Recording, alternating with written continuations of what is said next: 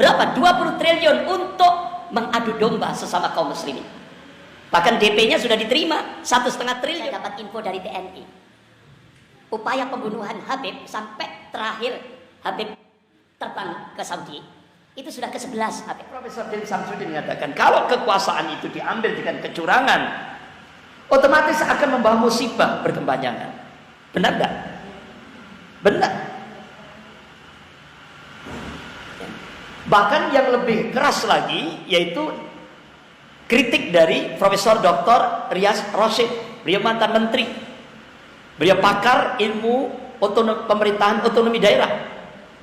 Beliau mengatakan kepemimpinan yang berbasis kebohongan itu akan mengundang kemurkaan Allah Subhanahu wa taala. Artinya apa? Indonesia ini sudah diadab oleh Allah Subhanahu wa taala. Ini kata beliau. Apa buktinya? Beliau menyampaikan, yang pertama, kezaliman penguasa pada semua level nyata. Memburuknya kondisi kehidupan masyarakat lapisan bawah nyata. Bahkan sampai sekarang lembaga dunia memasukkan Indonesia masuk kategori 100 negara termiskin tingkat dunia. Nyata. Yang ketiga, kata Profesor Dr. Riyaz Rashid, rusaknya persatuan. Kenapa? Yang terjadi adalah adu domba, divide et impera. Yang keempat, konflik sesama muslim. Kenapa? Karena ada biayanya. Ada berapa? 20 triliun untuk mengadu domba sesama kaum muslimin. Bahkan DP-nya sudah diterima 1,5 triliun untuk adu domba. Kemudian terpuruknya adalah beli bersamaan dengan nilai rupiah yang jatuh. Bahkan sekarang sudah hampir mendekati 16.000 per dolar. Rusaknya moralitas penegak hukum nyata ini. Contoh kasus Sambo. Padahal ini disampaikan oleh Profesor Dr. Riyaz Rashid tanggal hari Sabtu 17 April 2021. 2022 kita bisa melihat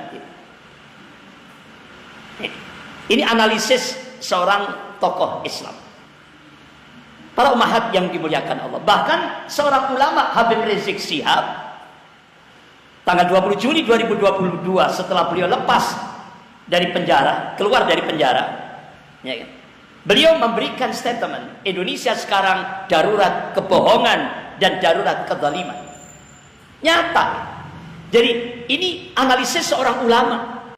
Allah berikan basirah, ketajaman mata hati. Jadi Indonesia sekarang ini darurat kebohongan dan darurat kezaliman. Benar-benar nyata. Dalam satu hadits qudsi, kalau hadits qudsi berarti Allah yang berfirman. An Abi Hurairah radhiyallahu anhu qala Rasulullah sallallahu alaihi wasallam, inna Allah ta'ala qala man adali waliyan faqad adantuhu bil harb. Rawahu Bukhari. Dari Abu Hurairah radhiyallahu anhu, beliau berkata, Rasulullah sallallahu alaihi wasallam bersabda. Jadi ini hadits qudsi.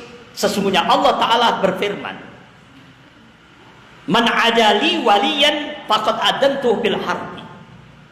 Barang siapa yang memusuhi waliku, yaitu ulama, maka sesungguhnya aku menyatakan perang terhadapnya. Inilah kecemburuan Allah kepada hambanya yang dicintainya, yaitu orang soleh, para ulama. Jadi Rasulullah SAW tidak mewariskan selain Al-Quran dan As-Sunnah. Nah, ulama seringkali kita mendengarkan disebut dengan warasatul anbiya, pewaris para nabi. Oleh karena itu Al-Hafidz Abdul Qasim Ibnu Asakir rahimahullah, beliau memberikan satu ungkapan, anna lahumul ulama masmumah, bahwasanya daging para ulama itu beracun. Apa kalau bahasa Jawa? Kualat, malati. Malati.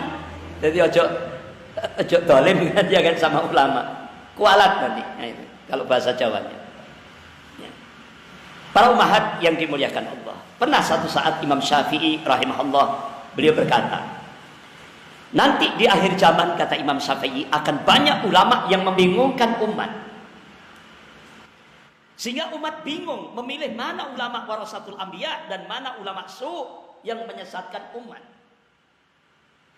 Akhirnya Imam Syafi'i mengatakan, cari ulama yang paling dibenci oleh golongan kafir dan paling dibenci golongan munafik. Jadikan itu rujukan, pijakan. Jadi ketika sekarang kita menghadapi fitnah-fitnah akhir zaman, kita masuk periodisasi sejarah yang keempat, yaitu Mulkan Jabriyah, di mana Rasulullah mengabarkan dalam kitab Sahih Muslim bab al-fitan wa asratus sa'ah, ini masa-masa yang cukup berat dialami oleh umat Rasulullah. Lalu siapa ulama yang bisa kita jadikan pijakan? Karena kita diperintah arruju ilal ulama, kembali ke ulama.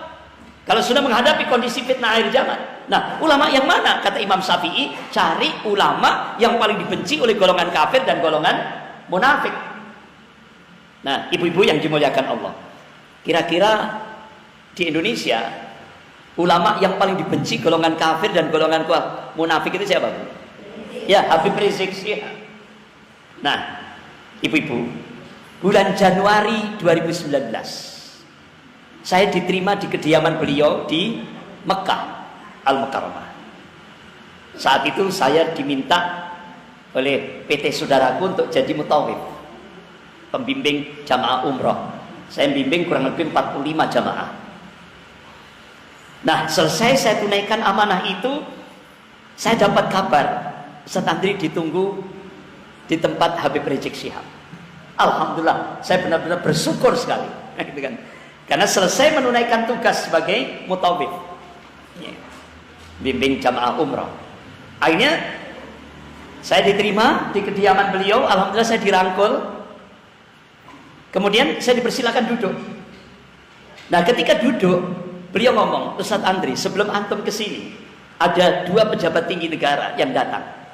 Siapa? Kepala BIN, yaitu Jenderal Budi Gunawan, Kepala Badan Intelijen Negara. Kemudian yang kedua, ini 2 Januari 2019, yaitu Kapolri, yaitu Jenderal Tito Karnavian. Nah, 2019. Akhirnya saya sepakati dalam sebuah hotel, lantai 16. Begitu masuk sebuah hotel itu, Habib Rizik Syihab ada firasat yang tidak enak. Beliau segera minta saat itu, cari, artinya pindah ke hotel yang lain. Alhamdulillah, beliau selamat dari jebakan intelijen. Setelah itu, sampailah ke hotel yang lain itu. Kemudian, apa maksud kedatangannya? Langsung ngomong, Habib diminta untuk tetap di Mekah saja. Jangan pulang ke Indonesia.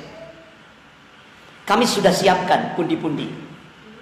Berapa? Bukan miliar. Triliun. Saat itu Habib Rizik Syihab menolak pundi-pundi triliun itu. Beliau sampaikan di depan 2 pejabat tinggi negara ini, saya tetap akan pulang ke Indonesia untuk menyelamatkan Indonesia dari cengkraman imperialisme komunis Cina dan oligarki atau 9 naga. Masya Allah. Padahal ketika saya diterima di kediaman beliau, itu saya menyampaikan, Habib, saya dapat info dari TNI. Upaya pembunuhan Habib sampai terakhir Habib terbang ke Saudi, itu sudah ke-11 Habib. Terakhir kan selesai sholat subuh berjamaah, beliau masuk ke rumah beliau, langsung masuk ke perpustakaan pribadi. Beliau biasa ba'dal subuh mengkaji kitab-kitab. Dan tahunya ditembak pakai sniper dari jarak jauh. Pecah kacanya. Tapi alhamdulillah beliau dilindungi oleh Allah Subhanahu wa taala. Tembakannya meleset. Keesokan harinya ada seorang brimob mati bunuh diri. Saya tidak yakin itu mati bunuh diri, pasti dibunuh untuk menghilangkan jejak. Nah, ternyata sebulan beliau pulang ke Indonesia, ya kan? Beliau kena prokes, protokol kesehatan. Pada saat penyambutan umat di Bandara Soekarno-Hatta, ditambah dengan pada saat pernikahan putri beliau. Akhirnya beliau dikenai denda 50 juta rupiah. Ya kan? Sementara pejabat-pejabat tinggi negara melakukan hal yang sama, tapi tidak apa-apa, tidak dikenakan denda. Inilah ketidakadilan yang muncul di Indonesia. Nah, ibu-ibu yang dimuliakan Allah, akhirnya beliau ternyata upaya pembunuhan kepada beliau itu berlanjut. Upaya pembunuhan yang ke-12 itu di pondok pesantren beliau, yaitu Megamendung, Bogor. Alhamdulillah, Allah selamatkan beliau. Pengawal Habib Rizik Syihab, alhamdulillah berhasil menangkap 3 anggota BIN. 2 anggota Badan Intelijen Negara dari Jawa Tengah dan 1 anggota BIN dari DKI Jakarta. Dan alat yang digunakan untuk membunuh Habib Rizik Syihab berhasil diamankan oleh Laskar, oleh pengawal Habib Rizik Syihab, pakai pesawat drone untuk membunuh upaya pembunuhan Habib Rizik yang ke-12. Kemudian upaya pembunuhan yang ke-13, yaitu saat beliau kuliah, memberikan kuliah subuh, beliau ngajak menantu, anak dan cucu. Nah, masuk di jalan tol Cikampek, ternyata beliau diintai sudah sejak dari pesantren, sudah diintai. Sehingga begitu masuk tol Cikampek, beliau dihadang, target untuk dibunuh. Tapi alhamdulillah, pengawal Habib Rizik Syihab lihai, berhasil menghadang. Dan akhirnya Habib Rizik Syihab bersama menantu-menantu dan putri-putrinya, cucu-cucunya selamat dari kejaran geng Sambo ini tadi. Ternyata ini adalah geng Sambo. Ya. Bahkan kan barusan saja mobilnya diketemukan mobilnya. Barusan saja, yang sekarang mobilnya itu, mobil pengawalnya itu berada di Petamburan, di rumah beliau. Itu kan kelihatan bannya itu jebol itu, karena ditembak oleh gengnya Sambo ini dengan kecepatan tinggi lewat jalan tol itu, sehingga sampai ke kilometer 50 langsung ditangkap. Kemudian pengawal ini tadi ditransit di sebuah villa, disiksa dengan cara-cara yang keji, biadab, kemudian dibunuh jarak dekat.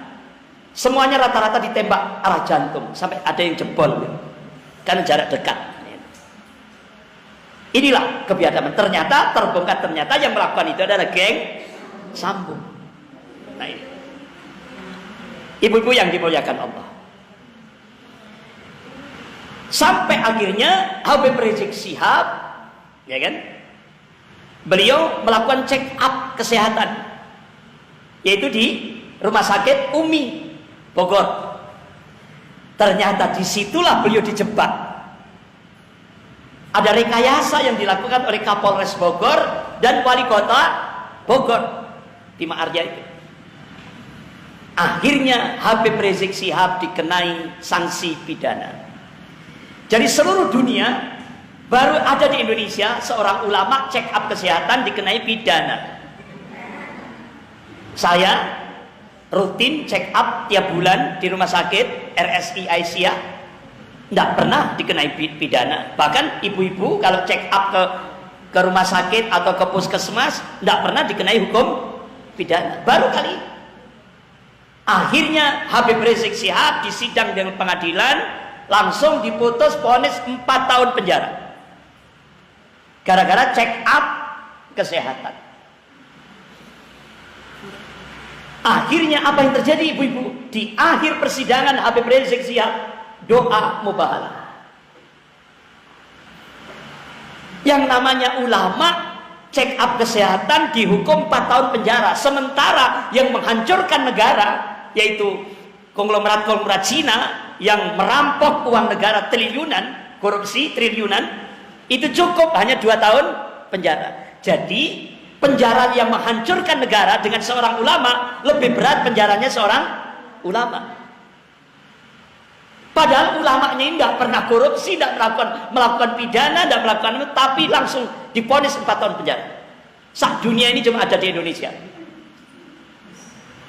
Akhirnya Habib Rizik Syihab berdoa, doa mubahalah. Alhamdulillah, doa Habib Rizik Syihab dikabulkan oleh Allah Subhanahu Wa Taala. Akhirnya apa yang terjadi? Kapolres Bogor mati mendadak. Hakim yang memutuskan 4 tahun penjara sakit keras, dan akhirnya keluarganya minta maaf pada keluarga Habib Rizik Syihab. Sementara Wali Kota Bogor menyampaikan di depan wartawan, hidup saya hancur berantakan. Ini doa seorang ulama. Bahkan yang membunuh pengawal Habib Rizik Syihab terbongkar, kasus Sambo. Akhirnya sampai sekarang makar Allah berjalan terus. Inilah Doa seorang ulama, doa berpahala seorang ulama. Ibu-ibu yang dimuliakan Allah, 2 tahun 2014 sebelum Habib Rizik Syihab terbang ke Saudi, hijrah ke Mekah, Habib Rizik Syihab sudah mengungkap dengan beberapa tokoh-tokoh intelijen nasional, berhasil membongkar konspirasi penghancuran negara kesatuan Republik Indonesia ini oleh para mafia.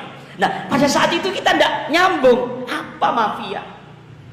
Nah, kita baru tahu 2022 mafia sambung Satgasus Merah Putih.